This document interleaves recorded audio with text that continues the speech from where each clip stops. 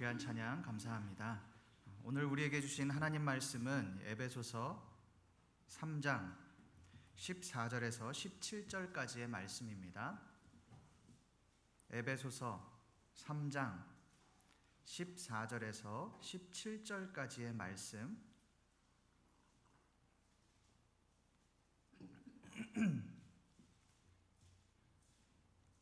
저와 여러분들이 한 절씩 교독하시겠습니다. 이러므로 내가 하늘과 땅에 있는 각 족속에게 그의 영광의 풍성함을 따라 그의 성령으로 말미암아 너희 속사람을 능력으로 강건하게 하시오며 믿음으로 말미암아 그리스도께서 너희 마음에 계시게 하시었고 너희가 사랑 가운데서 뿌리가 박히고 터가 굳어져서. 아멘. 여러분, 여러분에게 한번 여쭤보겠습니다. 여러분은 과연 어떤 기도를 하고 계십니까? 또 무엇을 위해 기도를 하고 계십니까? 우리는 매일매일 기도하고 또 기도하지만 어떻게 기도해야 하는지, 또 어떤 기도가 건강한 기도인지 그것을 잘 알지 못합니다. 어떻게 해야 하나님이 기뻐하시는 기도를 하는지 그것을 잘 알지 못한 채 기도할 때가 참 많이 있습니다. 그렇다면 여러분, 어떻게 기도하는 것이 과연 건강한 기도이고 또 하나님이 원하시는 기도일까요? 오늘 말씀은 과연 우리가 어떤 기도를 해야 하는지에 대해서 말씀하고 있습니다. 먼저 이 오늘 말씀의 배경을 한번 살펴보겠습니다. 지난 말씀에서 이 바울은 이방인인 에베소 교인들이 처한 그 환난 가운데서 낙심하지 말라고 그렇게 말씀했습니다. 그것을 넘어서 그 환난이 너희의 영광이 되어진다라고 그렇게 말을 합니다. 그리고 오늘 말씀을 한번 보십시오. 이러므로 라는 말로 시작을 합니다. 그렇다면 이 오늘 말씀은 바울이 감옥에 갇힘으로 낙심하고 있는, 좌절하고 있는 에베소 교인들을 향한 바울의 기도의 말씀이라고 할 수 있습니다. 그런데 여러분, 말씀을 한번 자세히 보십시오. 이 바울이 어떻게 기도를 시작하고 있습니까? 우리 14절과 15절 말씀을 함께 읽어보겠습니다. 시작. 이러므로 내가 하늘과 땅에 있는 각 족속에게 이름을 주신 아버지 앞에 무릎을 꿇고 비노니. 분명 예수님은 마태복음 6장 9절에서 너희는 이렇게 기도하라 라고 말씀하시면서 그 기도의 시작을 주기도, 하늘에 계신 우리 아버지 이름이 거룩히 여김을 받으시오며 라고 하는 하늘에 계신 아버지의 이름을 높이는 그 기도를 하라 라고 그렇게 말씀했습니다. 여러분, 예수님이 그렇게 말씀하셨으면 우리가 그렇게 기도해야 하는 것입니다. 그러나 오늘 말씀에서 바울은 그렇게 기도를 시작하지 않습니다. 하늘과 땅에 있는 각 족속에게 이름을 주신 아버지 앞에 기도한다라고 그렇게 말씀합니다. 왜 바울은 그냥 하나님이 아니라, 그냥 하나님을 말하고 있는 것이 아니라 각 족속에게 이름을 주신 아버지 하나님이라고 말을 하고 있는 것일까요? 그것은 이름이 가지고 있는 그 특징 때문에 그렇습니다. 여러분, 아이가 태어나면 이름을 누가 짓습니까? 부모님이 짓죠. 과거에는 조부모들이, 할아버지 할머니들이 이 손주의 이름을 짓는 경우들이 상당히 많이 있었습니다. 그 조부모들이 이름을 지을 때는 그냥 짓지 않습니다. 그냥 생각해서 짓는 것이 아니라 장명소에 가서 비싼 돈을 주고서 그 이름을 지어 오는 겁니다. 아니면 점쟁이에게 가서 많은 복비를 주고서 그 이름을 가지고 오는 겁니다. 그 이름을 받아오는 겁니다. 여러분, 왜 비싼 돈을 줘가면서 그 자녀의 이름을 지었을까요? 그만큼 이름이 중요하기 때문에 그렇습니다. 그 이름의 뜻대로 살기를 원하는 그 부모님의 마음이 이름 가운데 담겨져 있는 겁니다. 그래서 비싼 돈을 주어서라도 최고로 좋은 이름을 장명소에서까지 가서 지어 온 겁니다. 여러분, 성경도 마찬가지입니다. 성경에서의 이름은 그 사람의 정체성입니다. 야곱의 이름의 뜻이 무엇입니까? 발 뒤꿈치를 잡다 내지는 속여 빼앗는 자가 야곱의 이름입니다. 야곱은 그 이름대로 형 에서의 장자권을 빼앗았습니다. 거짓말을 일삼는 그런 삶을 살았습니다. 그런데 그런 야곱을 하나님이 야곱의 이름을 바꾸어 주십니다. 이스라엘이라고 하는 이름으로 새 이름을 허락하셨습니다. 하나님의 은혜가 임하자 속여 빼앗는 자에서 하나님의 사람들과 겨루어 이겼다라고 하는 새 이름으로 바뀌게 되었습니다. 그야말로 이 야곱의 인생이 완전히 달라졌습니다. 만약 야곱의 이름이 바뀌지 않았다면 야곱의 삶은 평생 속이고 빼앗는 자의 삶을 살았을 것입니다. 그러나 하나님께서 은혜를 주셔서 야곱을 이스라엘로 바꿔 주셨습니다. 세상적인 사람이었던 야곱이 이스라엘 하나님의 사람이 되었습니다. 여러분, 이것을 에베소 교인들의 관점으로 한번 해석해 보겠습니다. 그들의 입장에서 각 족속이 누구겠습니까? 에베소의 이방인들이었던 에베소 교인들입니다. 그 자신들입니다. 여러분, 이방인들은 신앙적으로는 이름이 없는 사람들입니다.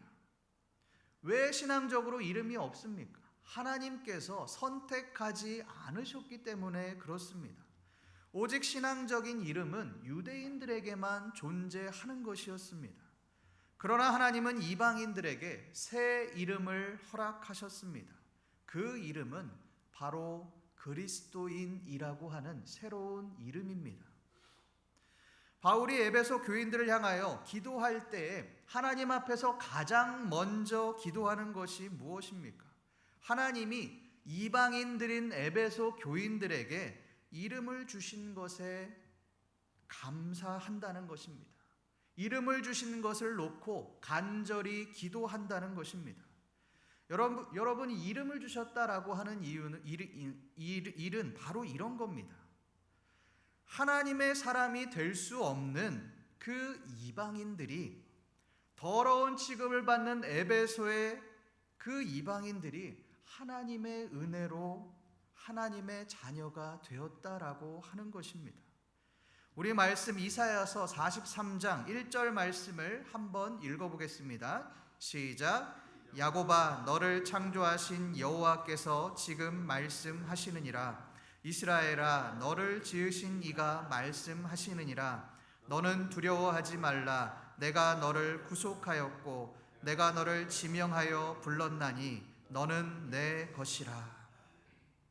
하나님은 이스라엘 백성들을 선택하시고 야곱아, 이스라엘아 라고 하는 그 이름을 분명하게 부르십니다.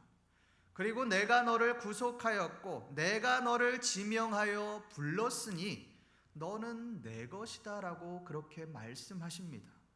이것이 이스라엘 백성들의 정체성이었습니다. 하나님의 것, 하나님의 백성이라고 하는 그 정체성이 이스라엘 백성들 가운데 확실하게 뿌리 박혀 있었습니다. 그런데 하나님께서 선택하신 내 것이라고 말씀하신 그 이스라엘이 아니라, 유대인들이 아니라 이방인들을 향하여 이스라엘아 라고 부르시고 있는 겁니다. 너는 내 것이다, 그렇게 말씀하고 있는 것입니다. 이것이 바로 바울이 하나님 앞에 가장 먼저 에베소 교인들을 위해 기도했던 그 기도의 내용입니다. 성도 여러분, 우리에게 있어서 정체성은 어디에 있습니까? 우리의 정체성은 성도라고 하는 정체성에 있습니다. 이전까지는 세상의 이름으로, 세상의 방식대로 살았지만 이제 우리에게 주어진 새로운 이름은 성도입니다. 이 이름은 우리가 노력해서 얻은 것이 아닙니다. 하나님께서 우리를 선택하셔서 너는 내 아들이다, 내 딸이다, 너는 내 것이다 라고 하는 자녀로 삼아 주셨습니다. 여러분, 우리는 이방인들과 같이 구원받을 만한 자격이 없는 사람들이었습니다. 더러운 자들이었습니다. 구원받을 만한 조건이 하나도 없는 그런 자격 없는 존재들이었습니다. 그런데 그런 더러운 우리를 하나님께서는 너는 내 것이다, 내가 너를 지명하여 불렀다라고 말씀하십니다. 그것을 넘어 너는 나의 거룩한 백성, 거룩한 성도다라고 그렇게 말씀하십니다. 여러분, 우리는 이러한 정체성을 잃어버리고 살아갈 때가 참 많이 있습니다. 우리에게 어려움이 오면 하나님의 은혜를 잊어버리고 원망하고 불평하는 것입니다. 상황에 따라서 우리의 정체성이 달라지기도 합니다. 그러나 하나님은 그런 우리를 향하여 너는 나의 거룩한 자녀다, 너는 나의 거룩한 백성이다 라고 말씀하십니다. 이 하나님의 은혜를 기억하며 우리의 이름, 우리의 정체성을 붙들고 살아가시는 저와 여러분들 되시기를 간절히 소망합니다. 계속해서 바울은 에베소 교인들을 향하여 어떻게 기도하고 있습니까? 우리 16절 말씀을 함께 읽어보겠습니다. 시작. 풍성함을 따라 그의 성령으로 말미암아 너희 속사람을 능력으로 강건하게 하시오며, 너희 속사람을 능력으로 강건하게 하시오며. 바울은 에베소 교인들을 향하여 이렇게 기도합니다. 그렇다면 여러분, 도대체 속사람이라고 하는 것이 무엇입니까? 우리가 말씀을 한 구절 더 찾아보겠습니다. 고린도 후서 4장 16절 말씀을 함께 읽어보겠습니다. 시작.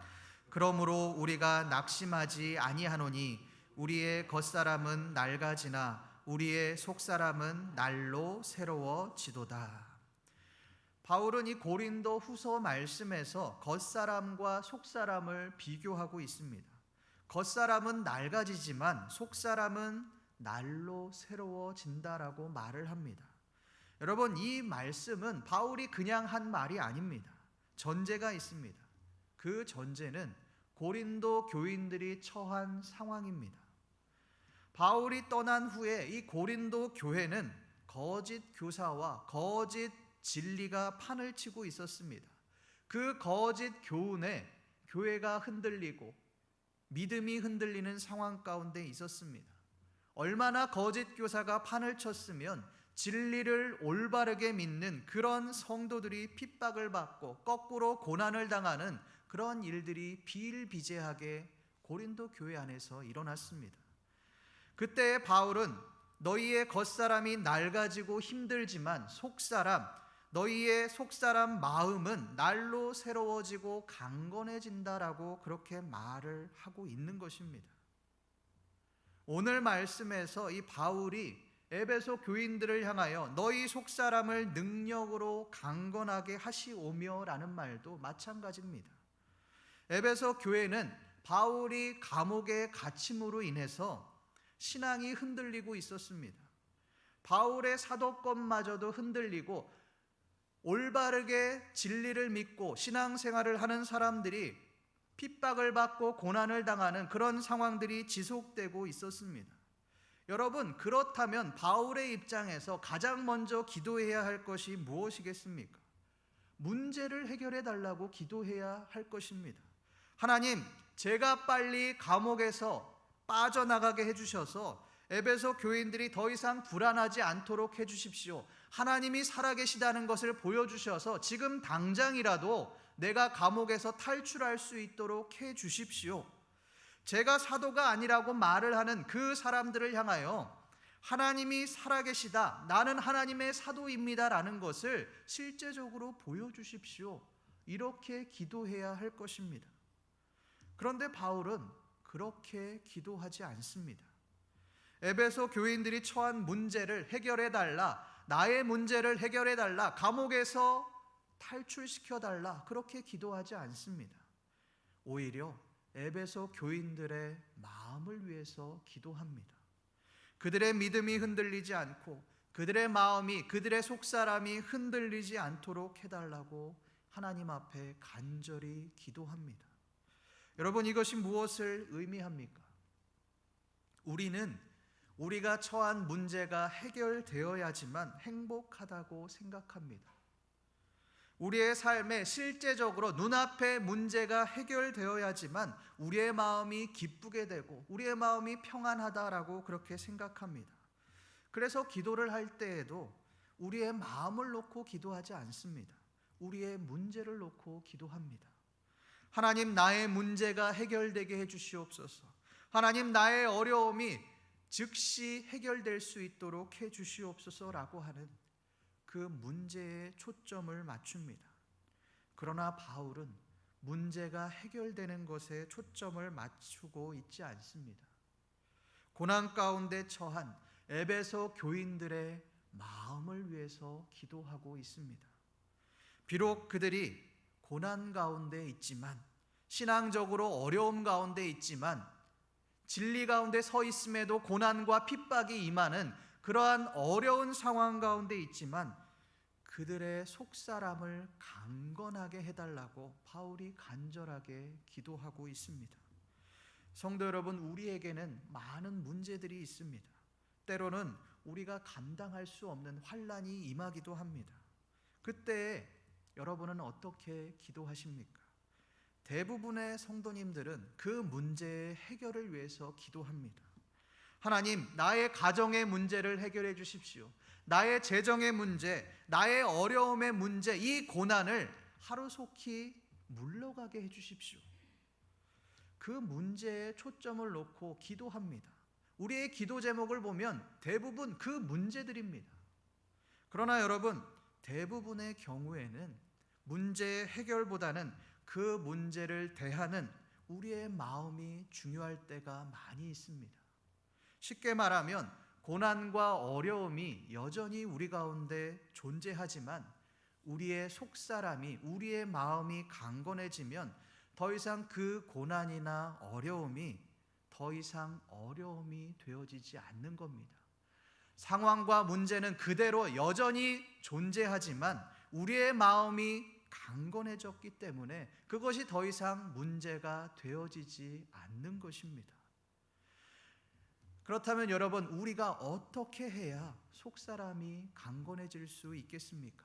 우리 오늘 말씀 16절 말씀을 함께 읽어보겠습니다. 시작.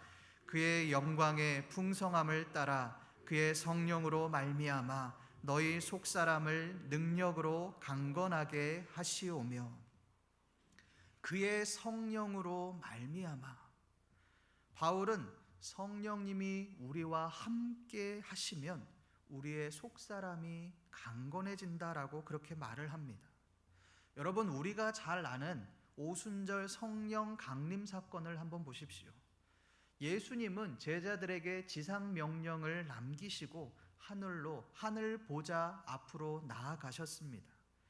이전까지 제자들은 예수님과 함께 했기 때문에 어떤 고난과 핍박이 와도 이겨낼 수 있었습니다. 왜요? 내 옆에 예수님이 메시아가 계셨기 때문에 그렇습니다.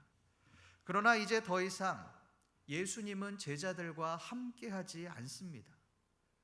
이 제자들은 굉장히 두려웠을 겁니다. 눈앞이 깜깜했을 겁니다. 이제 우리는 어떻게 해야 하는가? 어떻게 복음 전하는 삶을 살 수 있겠는가? 예수님이 없는데 우리가 무엇을 할 수 있겠는가? 그렇게 두려워하며 하나님 앞에 제자들이 모여서 기도하기 시작했습니다. 그런데 그렇게 두려워하며 기도하던 제자들에게 성령이 임했습니다. 성령이 임하자 어떤 일이 일어났습니까? 그들에게 담대함이 생겼습니다. 성령이 임하자 가감없이 하나님의 말씀을 전할 수 있게 되었습니다. 비록 고난은 그대로였고 핍박은 이전보다 더 심해졌지만 그럼에도 그들은 담대하게 복음을 전할 수 있게 되었습니다. 여러분, 그것이 어떻게 가능했습니까? 성령님께서 제자들과 함께 하셨기 때문에 가능한 일이었습니다. 성도 여러분, 우리는 어떻게 기도하고 있습니까? 우리의 문제, 우리의 겉사람을 위해 기도합니까? 아니면 우리의 속사람을 위해서 기도하고 있습니까? 우리의 문제 해결을 위해서 기도하고 있습니까? 아니면 우리의 마음을 지켜달라고 기도하고 계십니까? 우리의 본성은 겉사람에 있습니다. 겉에 보이는 문제들, 또 겉에 보이는 우리의 모습, 그것에 초점을 맞춥니다. 그래서 기도할 때에도 보이는 문제들을 해결해 달라고 그렇게 기도합니다. 그러나 바울은 겉사람이 아니라 속사람의 강건을 위해서 기도하고 있습니다. 그렇게 하라고 말씀합니다. 그것은 성령님께서 우리와 함께 하실 때 가능하게 되어집니다. 우리의 문제는 그대로 있지만 성령님께서 나의 마음을 만져주셨기에, 성령님께서 나의 마음을 강건하게 해주셨기 때문에 우리의 문제가 더 이상 문제가 되어지지 않는 것입니다. 문제는 그대로 있지만 우리 마음은 평안하고 하나님이 주시는 은혜가 찾아오게 되는 것입니다. 성도 여러분, 우리의 문제가 아니라 속사람을 위해 기도하시는 저와 여러분들 되시기를 간절히 소망합니다. 바울은 두 번째로 이 에베소 교인들을 위해서 기도하고 있습니다. 그런데 그 기도의 내용이 무엇입니까? 우리 17절 말씀을 함께 읽어보겠습니다. 시작. 믿음으로 말미암아 너희 마음에 계시게 하시옵고 너희가 사랑 가운데서 뿌리가 박히고 터가 굳어져서. 그리스도께서 너희 마음에 계시게 하시옵고, 바울은 두 번째로 이 에베소 교인들을 위하여 그리스도가 에베소 교인들의 마음에 계시게 해달라고 그렇게 기도를 합니다. 여러분, 잘 이해가 되지 않습니다. 왜요? 모든 그리스도인들의 마음 속에는 이미 그리스도가 우리의 마음 가운데 계시기 때문에 그렇습니다. 그렇다면 이 바울의 기도, 바울의 말을 어떻게 해석해야 하겠습니까? 예수님은 선한 일, 착한 일을 하면 내 마음속에 계시고 그렇지 않으면 내 마음속에 계시지 않는 것입니까? 그렇지 않습니다. 이것은 우리 인간의 자유의지에 관한 그런 내용입니다. 분명 그리스도는 우리 마음 가운데서 살아 역사하고 계십니다. 그렇다면 실제적인 우리의 삶이 그리스도의 통치를 받는 삶을 살아갈 수밖에 없습니다. 그러나 우리의 자유의지로 그리스도의 통치를 받지 않을 때가 있습니다. 하나님의 뜻이 아니라 내 뜻대로, 우리의 뜻대로 살아가고자 하는 그러한 마음들이 우리 안에 존재한다는 것입니다. 일례로 우리가 교회에서의 모습을 한번 생각해 보겠습니다. 우리가 이렇게 예배를 드릴 때, 또 교회에 와서 하나님 앞에 헌신하고 봉사할 때 모습을 보십시오. 신실하고 거룩합니다. 흠잡을 데가 하나도 없습니다. 하나님의 뜻대로 잘 살아가고 있는 것 같습니다. 그러나 우리의 가정에 가서는 어떻습니까? 하나님이 없습니다. 오직 내 방법대로 자녀들을 대하고 내 방법대로 가족을 대합니다. 나의 방식대로 아이들을 대하고 내 방식대로 아이들이 살아가기를 강요하는 겁니다. 공부해라. 나 때는 얼마나 열심히 살았는데 너는 왜 이렇게 정신 상태가 이 모양이냐? 이렇게 얘기하는 겁니다. 생각이 있냐? 내 방식대로, 내가 살아온 그 환경대로 그렇게 강요하고 따라오지 않으면 화를 내고 윽박지릅니다. 저도 이 아이들이 셋이다 보니 이런 일이 얼마나 많은지 모릅니다. 빨리 밥 먹이고 씻기고 옷 입혀서 어린이집에 빨리 보내야 하는데 한 녀석이 말을 듣지 않으면 화가 나는 겁니다. 시간이 늦는데 한 녀석이 말을 듣지 않으면 둘째, 셋째가 다 말을 안 듣습니다. 제가 완전히 너무 화가 나서 그래서 소리를 질러버립니다. 지금 뭐 하는 거야? 라고 소리를 질러버립니다. 그러고 나서 물론 아이들에게 사과를 꼭 합니다. 그러나 그럴 때마다 제 자신을 바라보며 물론 교육적인 차원이지만 내가 정말 연약한 인간이구나, 사람이 덜 됐구나, 이런 생각을 합니다. 여러분, 비단 가정뿐이겠습니까? 사회에서는 어떻습니까? 교회와 완전히 다른 삶을 살아갑니다. 과연 같은 사람이 맞는가라고 하는 의구심이 들 정도입니다. 세상 사람들과 같은 방식으로 살아갑니다. 거룩이라는 것은 찾아볼래야 찾아볼 수가 없습니다. 여러분, 목회자라고 다릅니까? 그렇지 않습니다. 겉과 속이 다른 사람들이 굉장히 많이 있습니다. 교회에서의 거룩은 여러분 굉장히 쉽습니다. 왜요? 사람들만 의식하면 되기 때문에 그렇습니다. 사람들이 나를 볼 때 모습만 신경 쓰면 내가 거룩한 사람이 되어지기 때문에 그렇습니다. 중요한 것은 사람들이 볼 때의 거룩이 아닙니다. 사람들이 보지 않는 상황에서의 거룩입니다. 그때에도 정말 거룩한 삶을 살아가느냐, 그것이 더 중요한 것입니다. 에베소 교인들의 삶이 이러했습니다. 그들은 분명 그리스도인들이 되었고 그 마음 가운데 그리스도가 계셨지만 아직도 방탕한 삶을 버리지 못했습니다. 아담이 신전에서 이루어지는 성적 음행을 아직도 버리지 못하고 그 음행에 참여했습니다. 아직도 우상 숭배하는 삶을 살아갔습니다. 그러면서 교회에 와서는 거룩하고 경건한 모습으로 예배를 드렸습니다. 그런 에베소 교인들을 향하여 바울은 그리스도께서 너희 마음에 계시게 하시옵고라고 간절히 기도하고 있는 것입니다. 이것은 너희의 욕망대로 살아가지 말아라. 너희의 욕심대로 살아가지 말아라. 오직 하나님의 뜻대로 살아라 라고 하는 바울의 진심이 담긴 그런 기도였습니다. 성도 여러분, 이 바울의 기도가 우리의 기도가 되어지기를 간절히 소망합니다. 그렇게 살아갈 때 우리는 진정 거룩한 삶을 살아가게 될 것입니다. 그렇다면 예수 그리스도가 우리 마음에 계시는 삶을 살아갈 때 우리에게는 어떤 결과가 나타납니까? 우리 17절 하반절 말씀을 함께 읽어보겠습니다. 시작. 뿌리가 박히고 터가 굳어져서, 뿌리가 박히고 터가 굳어진 삶을 살아가게 된다라고 그렇게 말씀합니다. 그러나 그것보다 더 중요한 결과가 있습니다. 그것은 너희가 사랑 가운데서라고 하는 그런 구절입니다. 그냥 견고해지는 것이 아니라, 그냥 믿음이 견고해지고 뿌리 박히는 그런 믿음이 되어진다라고 하는 것이 아니라 그리스도의 사랑 가운데서 견고해진다라고 그렇게 말씀하고 있습니다. 이 말은 우리가 예수 그리스도를 마음에 모시고 살아갈 때에 그리스도의 사랑이 나타나게 된다는 말입니다. 여러분, 중요한 것은 우리의 문제의 해결이 아닙니다. 우리 마음 가운데 그리스도의 사랑이 나타나는 삶입니다. 바울은 에베소 교인들에게 이것을 위해서 간절히 기도하고 있습니다. 15절 말씀에 보면 그냥 기도한다라고 말하지 않습니다.